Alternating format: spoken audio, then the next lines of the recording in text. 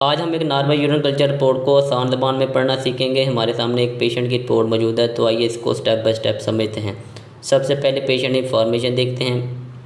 اس میں پیشنٹ نیم، age, gender دیکھتے ہیں۔ اس کے بعد ہم دیکھتے ہیں کہ اسپیسیمن میں کیا لکھا ہوا۔ اسپیسیمن میں لکھا ہوا ہے یورین، اس کا مطلب ہے کہ ٹیسٹ کے لیے پیشاب کا سیمپل لیا گیا ہے۔ اب آتے ہیں رپورٹ کے اہم حصے کی طرف، یعنی کہ ڈائریکٹ ایگزامینیشن۔ یہاں پہ لکھا ہوا ہے پس سیل 0 سے 2 HPF۔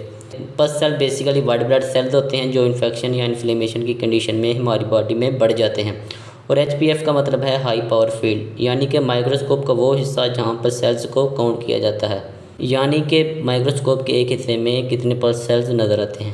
اس رپورٹ میں لکھا ہوا ہے پس سیل 0 سے 2 HPF، جو کہ نارمل رینج میں ہے۔ اس کا مطلب ہے کہ پیشاب میں انفیکشن کا کوئی کلیئر ایویڈنس موجود نہیں۔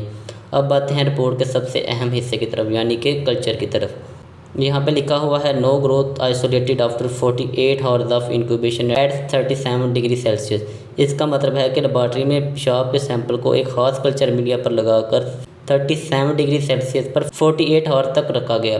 اگر پیشاب میں بیکٹیریا موجود ہوتے تو اس دوران وہ گرو کر جاتے اور ان کی آئیڈینٹیفیکیشن کی جاتی، لیکن اس رپورٹ میں نو گروتھ لکھا ہوا ہے، یعنی کہ 48 hours گزرنے کے بعد کوئی بیکٹیریا نہیں گرو ہوا۔ اس کا سیدھا سا مطلب ہے کہ پیشنٹ کے یورین میں بیکٹیریل UTI موجود نہیں۔